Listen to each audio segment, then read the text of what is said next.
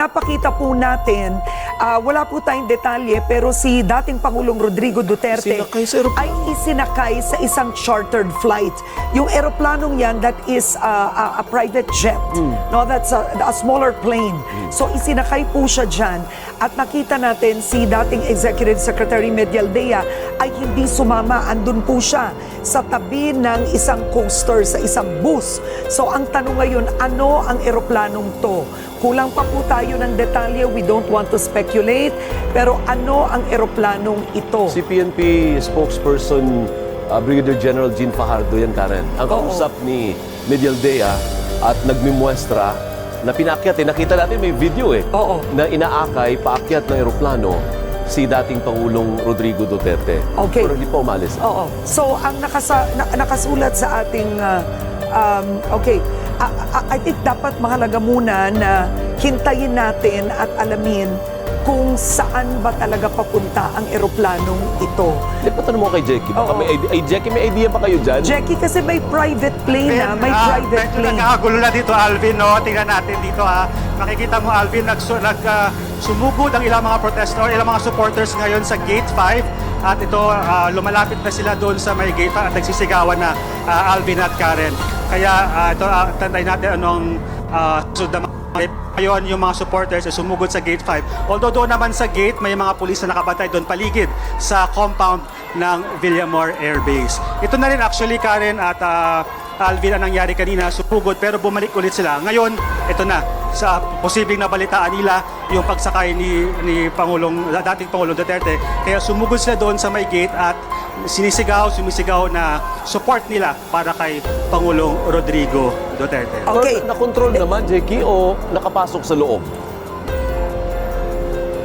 Ay, hindi naman nakapasok, Alvin. Nasa labas pa rin sila, pero lumapit sila sa may gate. Although sa gate kasi may nakabantay din ng mga pulis doon at nakaharang naman. Pero kanina kasi medyo malayo sila, nasa ilalim ng Skyway, at ngayon biglang nagtakbuhan papunta naman doon sa may malapit sa gate. Pero hindi naman sila nakapasok so far, Alvin. Oo. Okay. So, pag-usapan lang natin ito, no? So, itong pinakabago nating video, nakita natin na umakyat si dating Pangulong Rodrigo Duterte sa loob ng eroplano. Tila sa video naman ay sumunod siya. Hindi siya lumaban. Nakita natin yun sa video.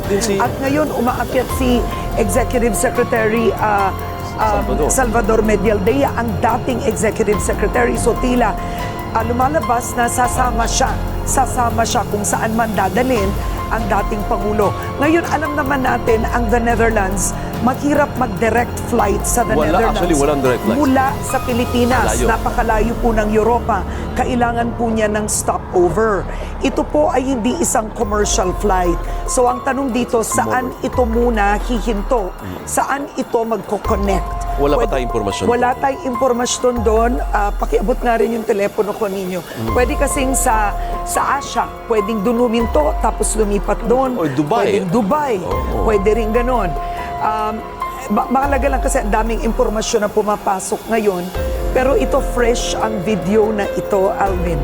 Siguro, tama yung punto mo na dapat may isang point person na nagpapaliwanag ano itong nakikita ng ating mga kababayan na nakapost sa iba't ibang social media kasi magkakaroon ng iba't ibang interpretasyon ayan, tinangay na nila ang idol natin ng labag sa kanyang kala. Dapat may nagpapaliwanag ano ba ang susunod na step by step, saan ba ito dadalhin? May stopover pa o diretso na ba yan or paano ba? At sinong kasama niya sa loob? May doktor ba doon? Just in case sumamang pakiramdam niya. And things like that. Ayan, ang sa video niyan, Karen, si CIDG Chief General Nick Torre. Oo. Huwag natin itong bitawan dahil ang tanong ay eto ba ay lilipad ng ilang minuto o ilang oras. 'Di ba? Mahalagang malaman sino ang sakay, 'di ba? Ilan ang nasa loob, ilang seater ba ito? Saan ba papunta ang eroplanong ito? Okay, lumalabas po ito sa Facebook, no, ni General Fillmore Escobal. So we are crediting him. So finifilm po niya ang buong